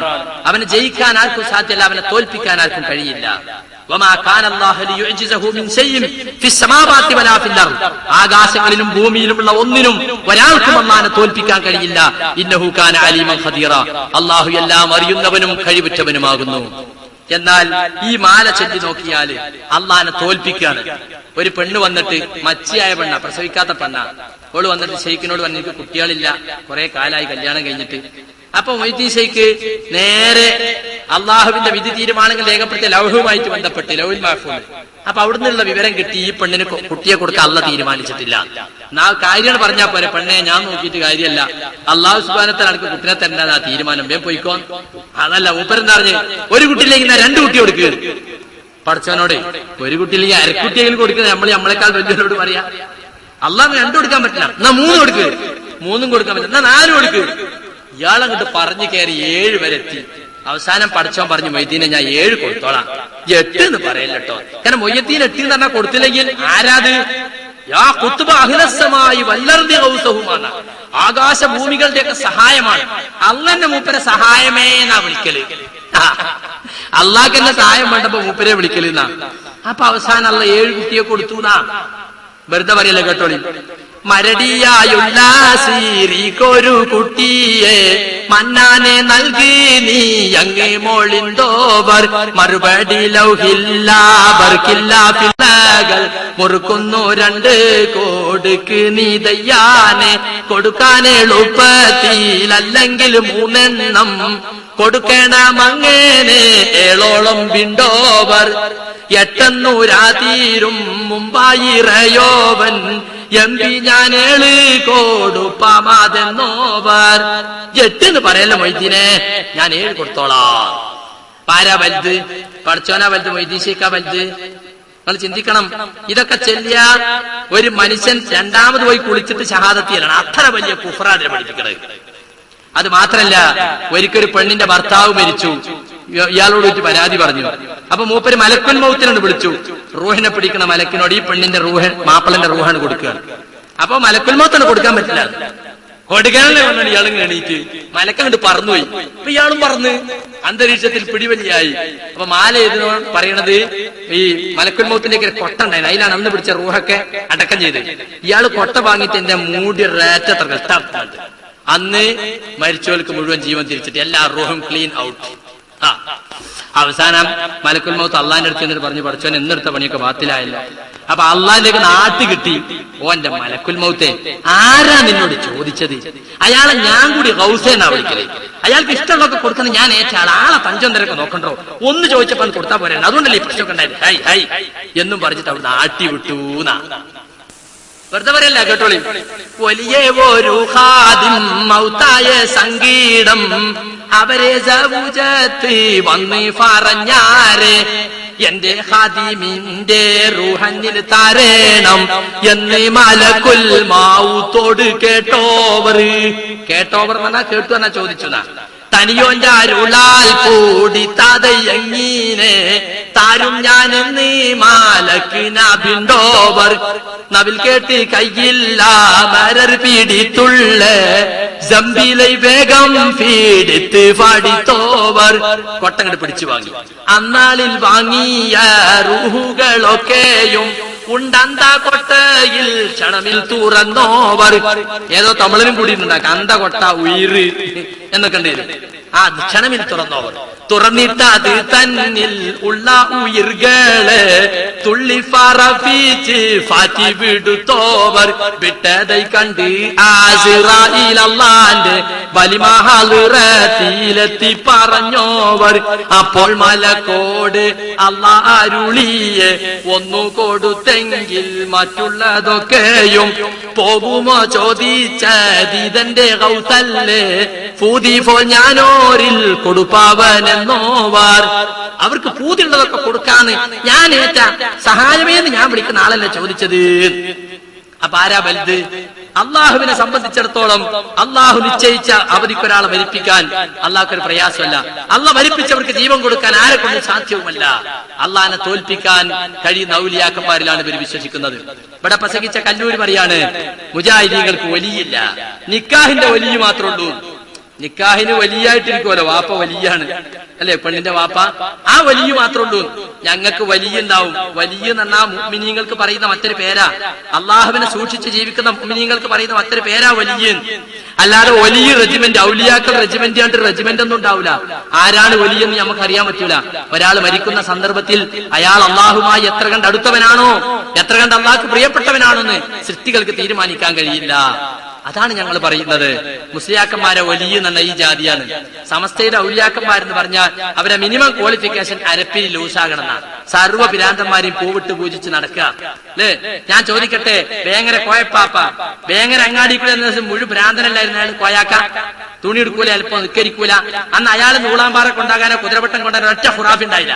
അയാൾ മരിച്ചപ്പോ അയാളെ ജാറം കെട്ടിയിട്ട് താജുൽ ഔലിയ വേങ്ങര കോയപ്പാപ്പ, അതുവരെ കോയാക്കേ നമ്മളെ പിരാന്തൻ കോയ എന്ന് പറഞ്ഞ ആള് കോയപ്പാപ്പയായി. അപ്പൊ മരിക്കുമ്പോഴേക്കും ദർജ കൂടി ഞങ്ങൾക്ക്. കാരണം ജീവനുള്ള കാലത്ത് അയാളെ വിറ്റ് കാശാക്കാൻ പറ്റൂല, മരിച്ചപ്പോ വിറ്റ് കാശാക്കാൻ പറ്റൂ. അതാ മുസ്ലിയാക്കന്മാരുടെ സ്വഭാവം. അതുപോലെ തന്നെ എത്ര എത്ര ഭ്രാന്തന്മാരുണ്ട്. ഇപ്പൊ വീരാനൗലിയ എന്ന് പറയും, ഞങ്ങൾ അവിടെ ഉണ്ടായിരുന്ന ആള്. അയാൾക്ക് ശരിക്കും തലക്ക് സുഖമില്ലാത്ത ആള്, അയാൾ ഇപ്പൊ ഔലിയാക്കി. എത്ര എത്ര തലക്ക് സുഖമില്ലാത്ത ആൾ ഔലിയാക്കി കൊണ്ട് നടക്കുന്നുണ്ട്. അപ്പൊ സുഹൃത്തുക്കളെ, ഞങ്ങൾക്ക് വലിയുണ്ട്, വിലായത്തുണ്ട്, പക്ഷെ നിങ്ങൾ പറയുന്ന അർത്ഥത്തിലല്ല. പിന്നെ അൽ വിലായത്ത് വൽ കറാമ എന്ന പുസ്തകത്തിൽ KM മൗലവി അങ്ങനെ എഴുതിയിട്ടുണ്ട്, ഇങ്ങനെ എഴുതിയിട്ടുണ്ട് എന്നൊക്കെ പറയുന്നുണ്ട് മുസ്ലിയാക്കന്മാര്. അത് അൽ വിലായ വൽ കറാമ മുജാഹിദ് പ്രസ്ഥാനത്തിന്റെ പിന്നെ പ്രമാണമൊന്നുമല്ല. അത് അദ്ദേഹം ഒരു മുസ്ലിയാരായിരുന്നു ആദ്യ കാലഘട്ടത്തിൽ. ആദ്യകാലത്ത് അദ്ദേഹം ജമിയത്തുൽ ഉണ്ടാക്കിയപ്പോ അദ്ദേഹം പണ്ട് പഠിച്ചതനുസരിച്ച് അദ്ദേഹം എഴുതിയ ബുക്കാണ്. അതിൽ പല അബദ്ധങ്ങളും വന്നിട്ടുണ്ട്. അതുകൊണ്ടാണ് കേരള ജമിയത്തും അത് പുനഃപ്രസിദ്ധീകരിക്കാത്തതും. അല്ലെ, ഞങ്ങൾ പുനഃപ്രസിദ്ധീകരിക്കൂലേ? പല തെറ്റുകൾ ഇതിൽ സംഭവിച്ചിട്ടുണ്ട്.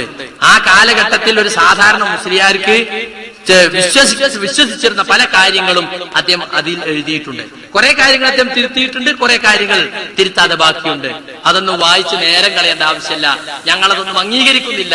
അദ്ദേഹത്തിന് തെറ്റുപറ്റിയെന്ന് തുറന്നു പറയുന്നതിൽ യാതൊരു മനസാക്ഷിത്വമില്ലാത്തവരാണ് ഞങ്ങൾ. കാരണം അള്ളാന്റെ റസൂലിന് മാത്രമേ തെറ്റുപറ്റാതിരിക്കുള്ളൂ എന്നാണ് ഞങ്ങൾ വിശ്വസിക്കുന്നത്. പിന്നെ മുസ്ലിയാർ പറയാണ്, റിഫായി ഇമ്മാന്റെ വയറ്റിൽ വെച്ച് സംസാരിച്ച് എന്താ തെളിവ് നിങ്ങള്? ഇബ്രാഹിം നബി പണ്ട് വിളിച്ചു പറഞ്ഞു, വഅദ്ദിൻ ഫിന്നാസി ബിൽ ഹജ്ജ്, ഹജ്ജിനെ സംബന്ധിച്ച് നീ വിളംബരം ചെയ്യുന്ന അള്ള വിളിച്ചു പറഞ്ഞപ്പോ ആ വിളി കേട്ടിട്ടാ നമ്മളൊക്കെ ഹജ്ജിനോണ്. നിങ്ങൾ ആരെങ്കിലും കേട്ടിക്കുന്ന വിളി? ഞാൻ പോയിക്കണം 4 വട്ടം, ഞാൻ കേട്ടില്ല. ഉറങ്ങുമ്പോൾ കൂടി കേട്ടില്ല. എന്തായി പറയുന്നത്? അള്ളാഹു ഹജ്ജ് നിർബന്ധാക്കി. മുഹമ്മദ് നബി എന്നാ ഹജ്ജ് ചെയ്തത്? നബി സല്ലല്ലാഹു അലൈഹി വസല്ലം ആദ്യമേ കേട്ടിട്ടുണ്ടാവൂല ഇബ്രാഹിം നബിന്റെ വിളി.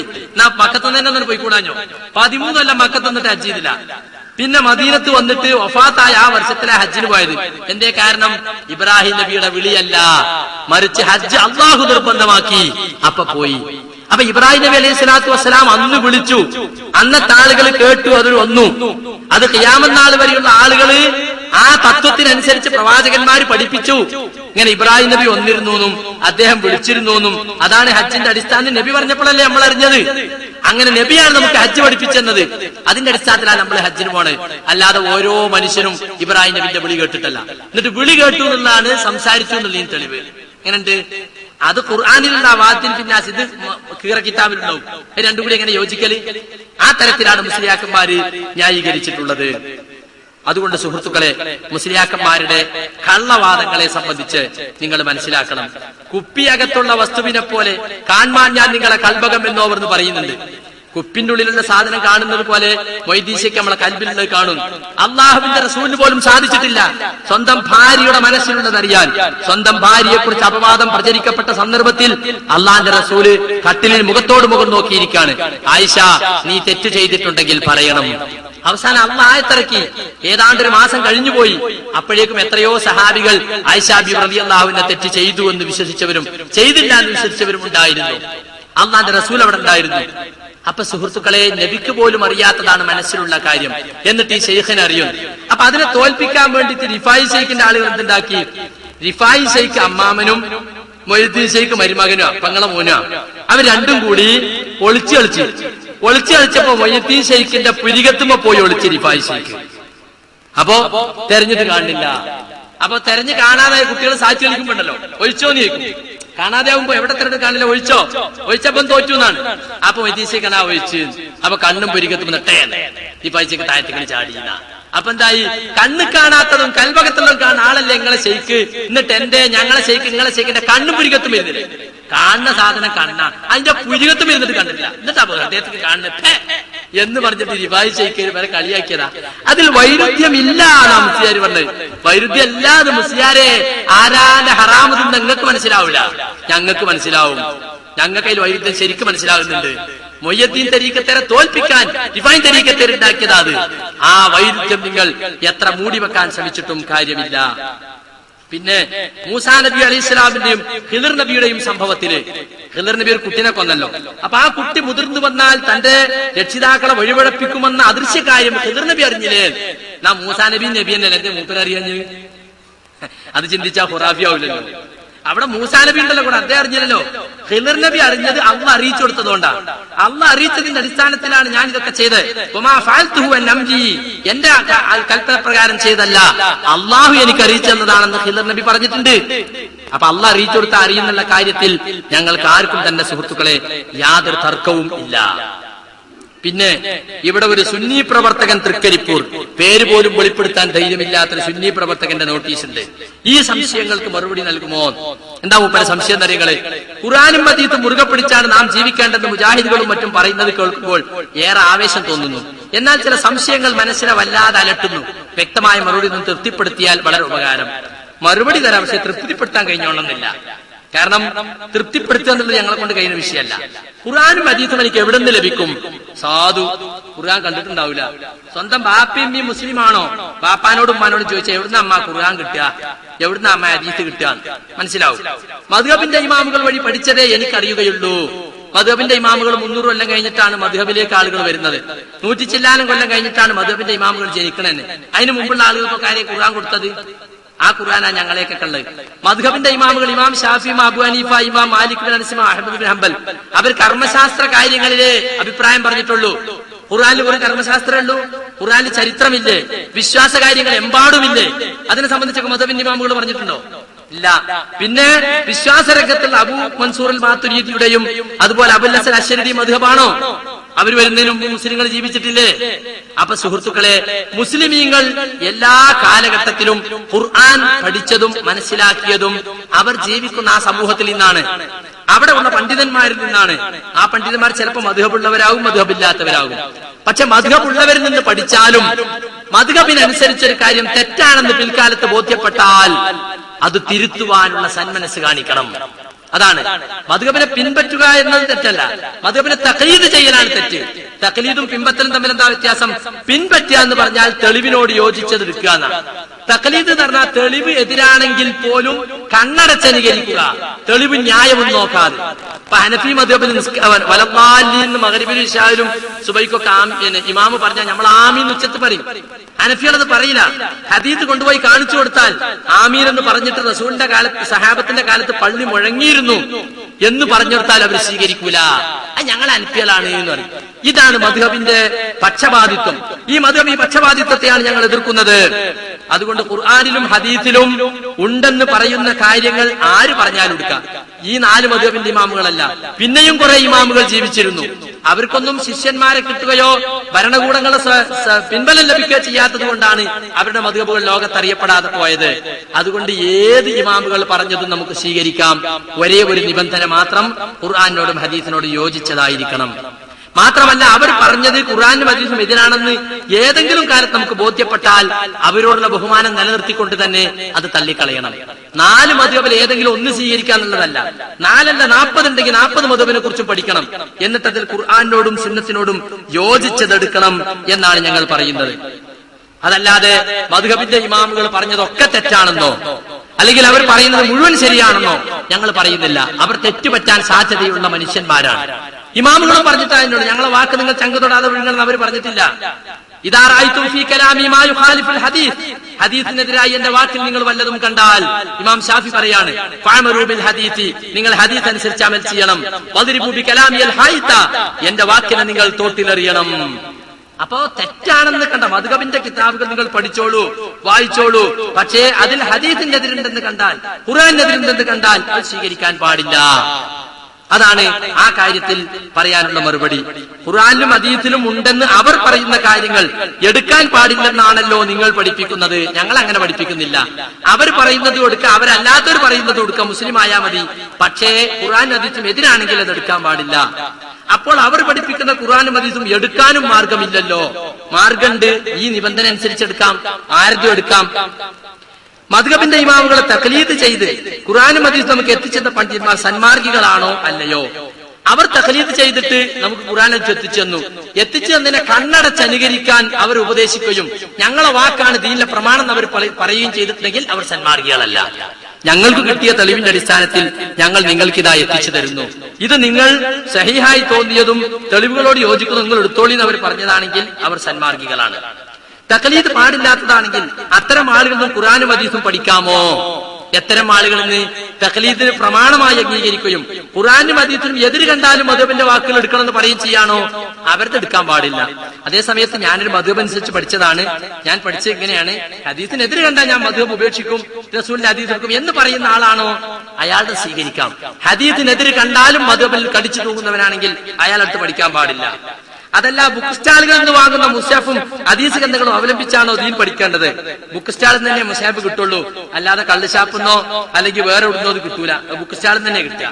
ബുക്ക് വിൽക്കുന്ന സ്ഥലത്താണ് മുസാഫ് ഹദീസ് ഗ്രന്ഥങ്ങളും കിട്ടുക. അതനുസരിച്ച് തന്നെ പഠിക്കേണ്ടത്. പഠിക്കുമ്പോൾ നിങ്ങൾക്ക് അറിയില്ലെങ്കിൽ അറിയുന്ന ഒരു ഉസ്താദിന് അടുത്തിരുത്തണം. അത് നല്ല ഖുർആനും ഹദീസും പ്രമാണാക്കുന്ന ആളാണെങ്കിൽ ഏറ്റവും നന്ന്. അപ്പൊ ഒറിജിനൽ ആണെന്നതിന് തെളിവ് എന്താണ്? വീട്ടിലുള്ള ഖുർആനായിട്ട് കൊണ്ടുപോയി ഒത്തു നോക്കുക, അക്ഷരത്തിന് വല്ല മാറ്റം ഉണ്ടോ, അപ്പൊ ഒറിജിനൽ ആണെന്ന് മനസ്സിലാവും. മുസ്ലിയാരെ കൊണ്ട് പരിശോധിപ്പിക്കരുത് മാത്രം. മാലയും മൗലീദും കുത്തുബിയത്തും മറ്റും നടത്തിപ്പോരുന്ന ഞാനടക്കമുള്ള സുന്നികൾ മുശ്രിക്കീങ്ങളാണോ അല്ലയോ? അത് ശിർക്കാണെന്ന ബോധ്യത്തോടു കൂടിയാണോ നിങ്ങൾ ചെയ്യുന്നത് എങ്കിൽ നിങ്ങൾ മുശ്രിക്കീങ്ങളാണ്. അത് ശിർക്കാണെന്ന് ഞങ്ങൾക്ക് അറിഞ്ഞൂടാ. മഹാന്മാരെ ബഹുമാനിക്കലാണെന്നാണ് ഉസ്താദന്മാർ പറയുന്നത്. തെറ്റില്ലാത്ത തൗഹീദിനെതിരല്ല എന്നാ പറഞ്ഞത്. അങ്ങനെയാണെങ്കിൽ നിങ്ങൾ മുശ്രിക്കായിട്ടില്ല. ആയി പോകാതിരിക്കാൻ നിങ്ങൾ മുജാഹിദ് പ്രസ്ഥാനം പറയുന്നത് കുറച്ച് കേൾക്കണം. മുശ്രിക്കീങ്ങളാണെങ്കിൽ നിസ്കാരത്തെ ഇമാമത്ത് വിവാഹമെന്ന് വറുത്ത് പക്ഷികൾ തുടങ്ങിയ വിഷയങ്ങളിൽ എന്താണ് വിധി? ഞങ്ങൾ മുശ്രിക്കാണ് എന്ന് സമ്മതിക്കുന്ന ഒരാളെ ഇമാമത്ത് നിർത്താൻ പാടില്ല, ഒലർത്ത് തിന്നാനും പാടില്ല, ഓലത്തോട് നിസ്കരിക്കാനും പാടില്ല. ഞങ്ങൾ മുശ്രിക്കൊന്നല്ല, ഞങ്ങൾ മൂമിൻ തന്നെയാണ്. ഞങ്ങൾ ഖുർആൻ ഹദീസ് അനുസരിച്ച് തന്നെയാണ് ജീവിക്കണത്. ഞങ്ങൾ പറയുന്നതാണ് തൗഹീദ് എന്ന് വാദിക്കുന്നവരാണെങ്കിൽ അവനെ മുശ്രിക്കാണെന്ന് മുദ്രകുത്താൻ നമുക്ക് നിർവാഹമില്ല. നീട്ടിപ്പരത്തി പറയാതെ ചുരുങ്ങിയ വാക്ക് വ്യക്തമായി ഖണ്ഡിതമായി മറുപടി പറയുക. ഓന്റെ ചെലവിൽ അവിടെ പ്രസംഗിക്കണമെന്ന് തോന്നുന്നു. ഞങ്ങൾക്ക് സൗകര്യം പോലെ ഞങ്ങൾ മറുപടി പറയാം. ഞങ്ങൾ ചോദ്യം ചോദിച്ചാൽ ഞങ്ങൾ നീട്ടിപ്പരത്തിയല്ല പ്രസംഗിക്കല്. കഴിഞ്ഞ ആഴ്ച നാദാപുരത്തും പേരോട് മുഖാമുഖം നടത്തി. ഒരു ഓട്ടോറിക്ഷ ഡ്രൈവറായ മുജാഹിദ് ചോദ്യം ചോദിക്കാൻ ചെന്ന പോനോട് ചോദ്യം, നിങ്ങൾ മുഖല്ലിദോ മുജ്തഹിദോ ഇപ്പൊ പറയണം. നിങ്ങൾ ഷാഫിയാണോ ഹനഫിയാണോ യുക്തിവാദിയാണോ നിരീശ്വരവാദിയാണോ ഇപ്പൊ പറയണം. ഇയാൾ പറഞ്ഞു, ഞാനൊരു മുസ്ലിമാണ്, എനിക്ക് നിങ്ങൾ ഈ പറഞ്ഞ വാക്കുകളൊന്നും എനിക്കറിഞ്ഞൂടാ, എന്റെ ചോദ്യത്തിന് ഉത്തരം കിട്ടണം. അത് പറഞ്ഞു ഇരുട്ടിപ്പരത്തി നേരം കളഞ്ഞു. ഞങ്ങൾ അത് പറയില്ല, ഞങ്ങൾ ചോദിച്ച ചോദ്യത്തിന് ഉത്തരം പറയും. നീട്ടിപ്പരത്തി പറയരുത്. ഞാൻ 10 മിനിറ്റിന് കൂടി എടുത്തിട്ടില്ല, 5 മിനിറ്റ് ഇതിനെടുത്തിട്ടുള്ളൂ. എന്റെ മുമ്മിണി വലിയ നോട്ടീസിന്. ഇങ്ങനത്തെ എത്ര നോട്ടീസ് ഞങ്ങൾ കണ്ടതാ. ഈ ജാതി വിളവൊന്നും ഞങ്ങളെടുത്ത് വേണ്ട. അവന് പഠിക്കാനാണെങ്കിൽ നമ്മളെടുത്ത് വന്ന് ചോദിച്ചാൽ മതി. ഇത് പഠിക്കാനുള്ള ഫിത്തന ഉണ്ടാക്കാൻ അതോടെ നോട്ടീസിൽ ഇറക്കി. ഇത് ഈ സുന്നി പ്രവർത്തകൻ എന്ന് വാരം തരീക്കത്തേറായിരുന്നു മുസ്ലിയാരാ. ഓന് പേര് വെക്കാൻ ധൈര്യമില്ലാത്തോണ്ട് സുന്നി പ്രവർത്തകൻ നോക്കുക. സുന്നി എന്ന് പറഞ്ഞാൽ സുന്നത്ത് എടുക്കണോനാ. നിങ്ങളെ സുന്നി എന്ന് പറയുന്നത് പല്ലില്ലാത്തനെ പല്ലൻ എന്ന് വിളിക്കുന്നത് പോലെയാണ്. അതുകൊണ്ട് നിങ്ങൾ സുന്നിയല്ല, നിങ്ങൾ ബിദഅയാണ്, യാതൊരു സംശയവുമില്ല. പിന്നെ ചന്നി എന്ന് പറയാം. അത് കുറച്ച് കുഴമ്പൊക്കെ ഒഴിഞ്ഞ് നല്ലോണം ഒഴിച്ചിലൊക്കെ നടത്തിയാൽ മതി. ഖുർആനും ഹദീസുമാകുന്ന കുഴമ്പ് കുറച്ചിട്ട് ഉയ്യാണ് ഈ പേങ്ങള്. ചില ആൾക്കൊക്കെ ചന്നി മാറിയിട്ട് ഇങ്ങോട്ട് വന്നിട്ടുണ്ട്, ചില ആൾക്ക് മാറിയിട്ടില്ല. ഞാൻ നീട്ടിപ്പറ്റി സംസാരിക്കുന്നില്ല, ഞാൻ നിർത്തുകയാണ്. ഞാൻ ആദ്യം ഓതി വെച്ച ആയത്തിന് അർത്ഥം പറഞ്ഞ് അവസാനിപ്പിക്കുകയാണ്. ഫവൈലുൽ ലില്ലദീന യക്തുബൂനൽ കിതാബ ബിഐദീഹിം സുമ്മ യഖൂലൂന ഹാദാ മിൻ ഇൻദില്ലാ. സ്വന്തം കൈകൾ കൊണ്ട് ചില കിതാബുകൾ എഴുതി ഉണ്ടാക്കുകയും, പുരോഹിതന്മാരുടെ സ്വഭാവം പറയാണ്, എന്നിട്ട് അത് അള്ളാഹുവിൽ നിന്നാണെന്ന് പറയുകയും ചെയ്യുന്നവർക്ക് നാശം. എന്തിനു വേണ്ടി? തുച്ഛമായ കാര്യലാഭങ്ങൾക്ക് വേണ്ടി. ഫവൈലുൽ ലഹും ബിമാ കതബത് ഐദീഹിം, അവരുടെ കൈകൾ കൊണ്ട് അവർ എഴുതിയുണ്ടാക്കിയവർക്ക് നാശം. ഫവൈലുൽ ലഹും ബിമാ യക്സിബൂൻ, അവർ സമ്പാദിച്ചതിനും നാശം. ഇനി ഇവിടെ പുറത്ത് എഴുതി വെച്ചിട്ടുള്ള ഒരു ബോർഡിലുണ്ട്. ആ ബോർഡിൽ ചില കാര്യങ്ങൾ എഴുതിയിട്ടുണ്ട്. അതുകൂടി ഞാനൊന്ന് പരാമർശിക്കാൻ ഉദ്ദേശിക്കുകയാണ്. എത്ര മിനിറ്റ്? 5 മിനിറ്റ് ഉണ്ട്. എന്താ പറഞ്ഞിരുന്നതറിയോ? സുന്നികളെ കൊല്ലണം എന്ന് അൽമനാറിൽ പറഞ്ഞിരിക്കുന്നു. അതായത് ജാറകളിൽ പോയിട്ട് അവിടെ ആഗ്രഹ സഫലീകരണത്തിന് വേണ്ടി പ്രാർത്ഥിച്ചാൽ അത് ഫലമുള്ളതാണെന്ന് വിശ്വസിക്കണോനെ കൊല്ലണം. അത് സുന്നികളെ കൊല്ലണം എന്നല്ലല്ലോ അതിന്റെ അർത്ഥം. അങ്ങനെ നിങ്ങൾക്ക് വിശ്വാസം ഉണ്ടെങ്കിൽ നിങ്ങൾ ഇസ്ലാമിക ഗവൺമെന്റ്, യഥാർത്ഥ ഇസ്ലാമിക ഗവൺമെന്റ് ഉള്ള സ്ഥലത്താണെങ്കിൽ നിങ്ങളെ കൊല്ലന്നെ ചെയ്യും. യാതൊരു സംശയമല്ല. അത് ഇബ്നു തൈമിയ എഴുതിയതാ. ശൈഖുൽ ഇസ്ലാം ഇബ്നു തൈമിയ യഥാർത്ഥ ഇസ്ലാമിക ഭരണകൂടങ്ങൾ ഉള്ള സ്ഥലങ്ങളിൽ മുസ്ലിമാണെന്ന് പറഞ്ഞു നടക്കുന്നവൻ ജാറത്തിലേക്ക് നേർച്ച നേരുകയും അവിടെ പോയി അള്ളഹാനോട് ചോദിക്കേണ്ട കാര്യങ്ങളൊക്കെ ജാറത്തിലുള്ളവനോട് ചോദിക്കുകയും ചെയ്താൽ ഓനോട് തൗബ ചെയ്യാൻ വേണ്ടി പറയും. ഓന് തൗഹീദ് പറഞ്ഞു കൊടുക്കും. എന്നിട്ടും അവൻ തൗബ ചെയ്ത് മടങ്ങുന്നില്ലെങ്കിൽ ഇസ്ലാമിക ഗവൺമെന്റ് അവനെ തട്ടും. സംശയമൊന്നുമില്ല. അത് ഇവിടുത്തെ കാര്യം പറഞ്ഞാൽ നിങ്ങൾ ബേജാറാണ്ട, നിങ്ങളപ്പോ ഞങ്ങൾ തട്ടാനൊന്നും വരുന്നില്ല. കബറുകൾക്ക് നേർച്ച നേർന്ന അതിന്റെ ബാക്കിയാണ്. പിന്നെ പറഞ്ഞത് ശ്രീശങ്കരാചാര്യരുടെ അദ്വൈതത്തിൽ വിശ്വസിച്ച ആളാണ് മൊയ്യദ്ദീൻ ശൈഖ്. നിങ്ങൾ അൽമനാറിനുണ്ടല്ലോ, നിങ്ങളെ മാലി പറഞ്ഞ മൊയ്യദ്ദീൻ ശൈഖ് അദ്വൈതവാദി തന്നെയാണ്. പക്ഷെ യഥാർത്ഥ മൊയ്യദ്ദീൻ ശൈഖ് അതല്ല. അത് അതേ അൽമനാർത്തെ നിങ്ങൾ വായിച്ചു നോക്കിയാൽ മതി. അബുൽ ഹസൻ അലി നദ്വിയുടെ ഒരു ലേഖനം, അതിൽ അദ്ദേഹം ഷെയ്ഖ് അബ്ദുൽ ഖാദർ ജീലാനി റഹ്മത്തുള്ളാഹി അലൈഹിയെ പ്രശംസിച്ചിട്ടുണ്ട്. മാലയിൽ പറയുന്നത് ഖാദി മുഹമ്മദ് എന്ന് പറഞ്ഞ കോഴിക്കോട്ടുകാരന്റെ ഭാവനയിൽ രൂപം കൊണ്ട കള്ള ശൈഖാണ്. യഥാർത്ഥ മൊയ്യദ്ദീൻ ശൈഖ് ബഗ്ദാദിൽ ജീവിച്ച ഒരു സൂഫി പണ്ഡിതനായിരുന്നു. അദ്ദേഹം തൗഹീദുള്ള ആളായിരുന്നു. സൂഫിസത്തിന്റെ ചില അബദ്ധങ്ങൾ ഉണ്ടെന്നല്ലാതെ ഒരു നല്ല പ്രബോധകനായിരുന്നു അദ്ദേഹം. അദ്ദേഹത്തെ ഞങ്ങൾ പേര് പറയുമ്പോ റഹിമഹുല്ലാ, അള്ളാഹു അദ്ദേഹത്തിന് കരുണ ചെയ്യട്ടെ എന്ന് പറയും. പക്ഷെ നിങ്ങളെ മാലയിൽ പറയുന്നതല്ല. എന്നോട് ഏകൽ ഊടയവൻ തന്റെ ഏകൽ ആകെന്ന് ഞാൻ ചൊൽകിൽ ആകും അതെന്നോവർ. അല്ല പറയണത് ഞാൻ പറയുന്ന ഒരുമാതിരിയാണ്.